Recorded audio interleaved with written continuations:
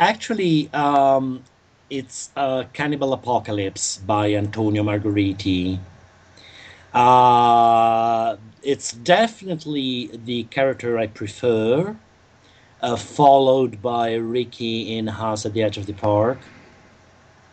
And I think it was a great character, very well written. There was a lot of insights, a lot of acting material in him. And also, I must say, the movie. When I first read the script, I thought, What's all this story about? I mean, biting people and creating a disease. I mean, it was just gibberish to me. But afterwards, when I watched it back more recently, I had the impression that it had something prophetic in it, because you must think that the AIDS epidemic just started a couple of years later, and so there was something prophetic about it, and also this idea that violence comes from violence. So the beginning of it all was war, the Vietnam War. So I mean, there were a lot of things that I didn't think about when I was doing it, but that hit me afterwards.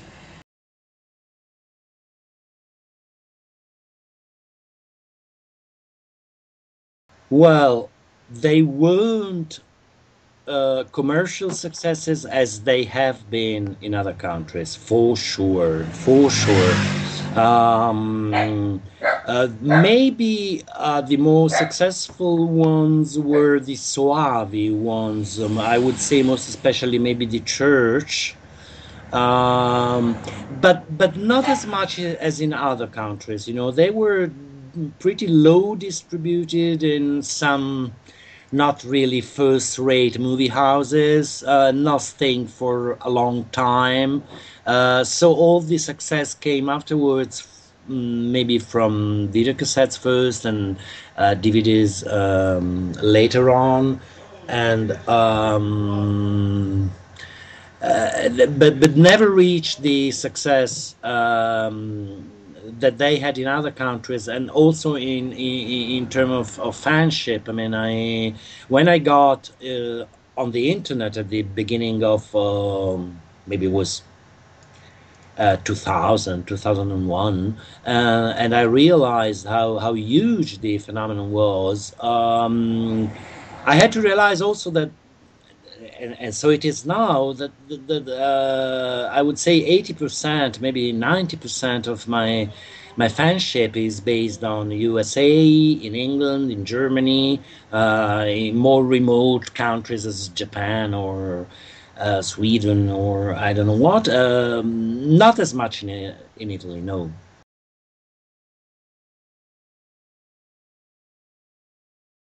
So these movies weren't banned in Italy because we don't have this idea of banning. We have the idea of censorship, but not the idea of banning a movie.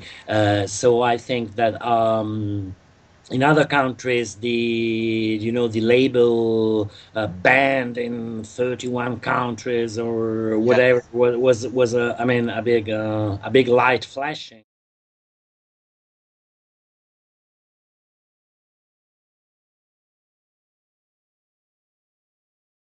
I must say that I never heard a voice that wasn't going with my face. No, I don't, and I'm not even sure where I was dubbed and where I wasn't, because we were always shooting in English, and at times my voice was capped, as it was in The Omen or in other movies. At times I was dubbed. At times I dubbed myself in Italian. At times I was dubbed even in Italian because I have a sort of a French accent in Italian that it's not always appreciated.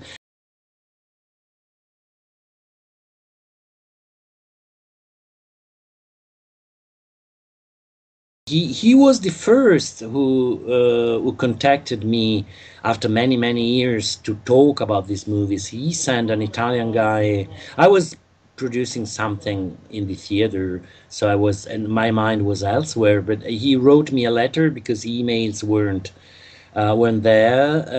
And so he wrote me a letter at the theater saying that he was a horror fan and this and that, and if he could send me an Italian guy with some questions. I said yes, and this guy arrived with some, I don't know, 200 questions. Took me an afternoon to answer him, also with questions about something I didn't even remember because, a lot of time had passed. And so I did my best, and then he published this booklet. That's what I remember about John Martin.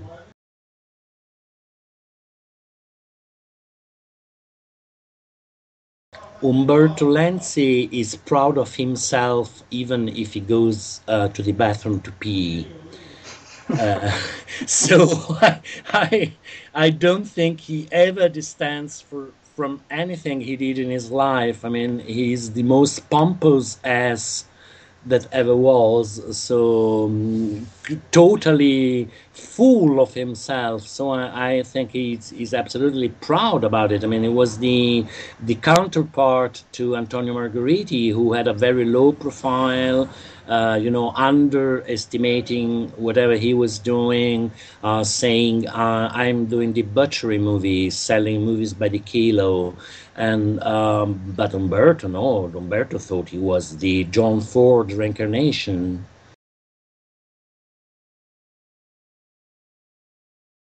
I wasn't a fan of anything because genre movies and horror movies and gory movies were never ever my cup of tea.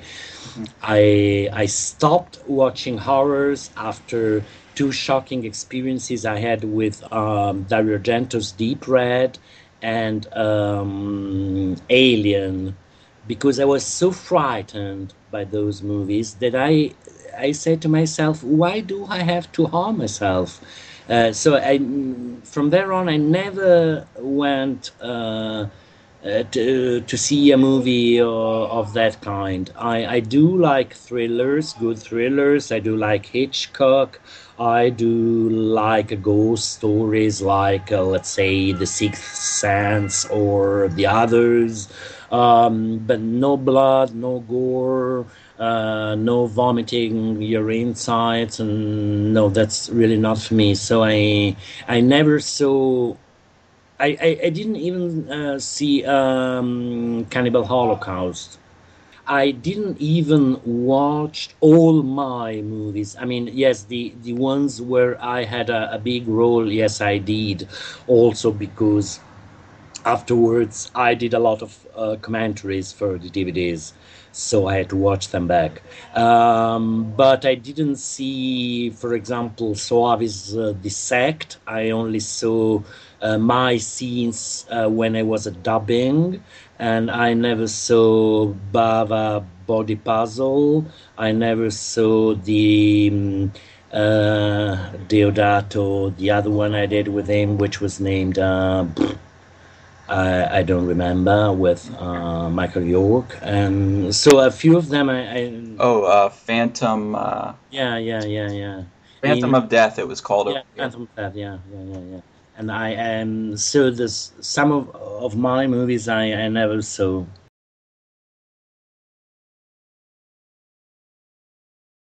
No, this is no, and this when you put something on the internet, it stays on the internet forever, but it's not going to happen. It was an idea. I was contacted by those people, and they sent me a script, which was actually funny because it was a comic rendition of the jungle cannibal movies, like a bit like the Airplane series, making fun of a genre.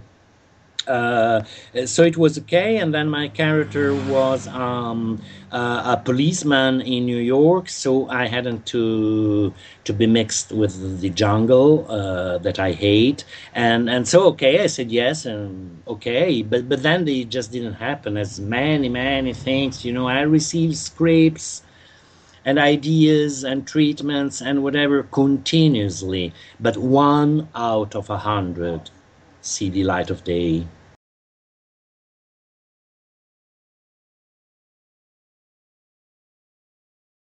That is something Deodato and myself worked for it to happen, and actually we wrote a treatment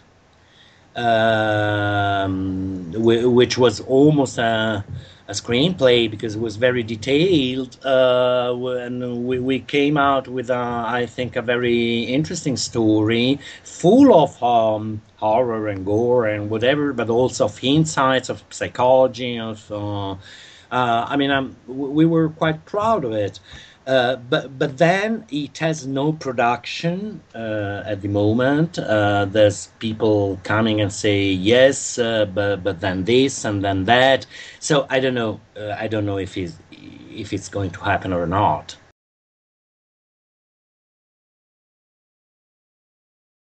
It was because we thought that it was a plus. I mean, but the problem was he was dead in the first movie.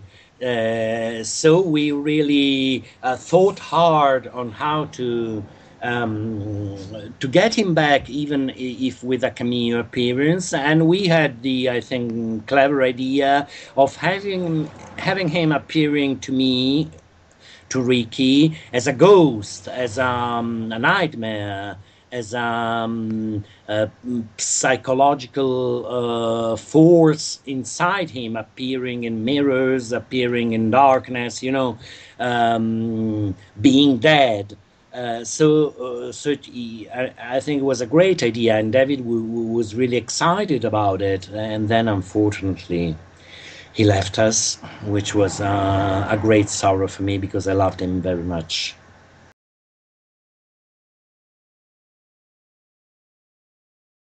No, no, because the story was beginning with me, Ricky, coming out of jail 30 years afterwards, but just because a sadistic ward in jail had kept him in there more than he was due to exploit him, sexually abusing him, and so on. And so, no, we thought about it, but there was no way, because all the other actors, I mean, Gabriele Di Giulio died shortly after the movie of Heroin. Annibelle disappeared, and I know she became terribly fat, and she's working as a nurse in Paris, and she had drug problems also. Lorraine Dessel is a producer now, and putting as much distance as she can from her acting past, because she wants to be the ladylike producer. You know, she doesn't want to be remembered in cannibal movies, or movies where she was showing her cunt. And and who else? Borromeo disappeared. Nobody heard of him, never ever. And so, even if we wanted to, it would have been impossible. Because there was some potential. It looked like the character of Ricky and Lorraine actually kind of hit it off at the end, because she did have a little chance to escape. It was a possibility. It was a possibility. We you know, because Deodato and myself, we get along very well. And we had a week of brainstorming, you know, like teenagers. I mean, we were at his place mornings, afternoons, and nights, and whatever, just shouting out ideas. And so, I mean, we followed the path of maybe Ricky being a father from Gloria without knowing it, and this and that. But it all collapsed because by no means Lorraine would have come back as to portray her character. Was impossible. Another male character, a young male character, who was in many ways similar to the character of David S. in the first movie, and with a relationship with Ricky, and so we worked on new characters.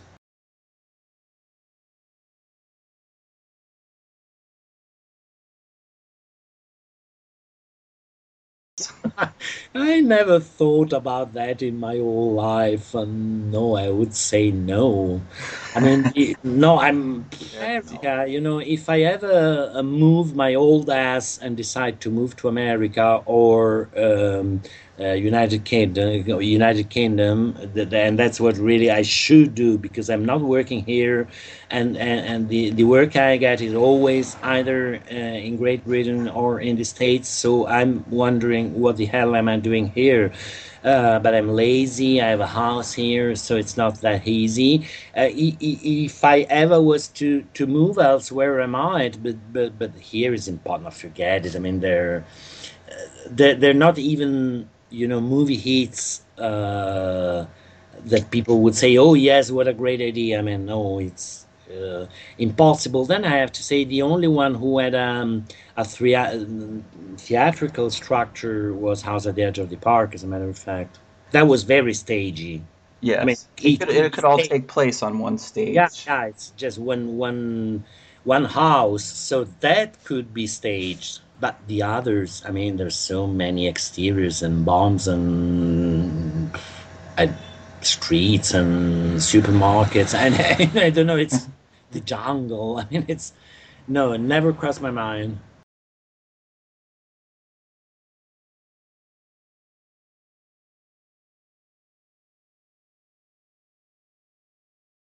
I began writing my autobiography.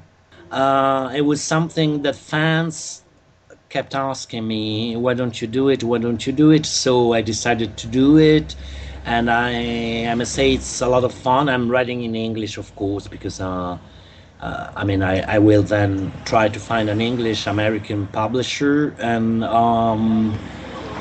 it's fun. I'm spinning up. I'm writing.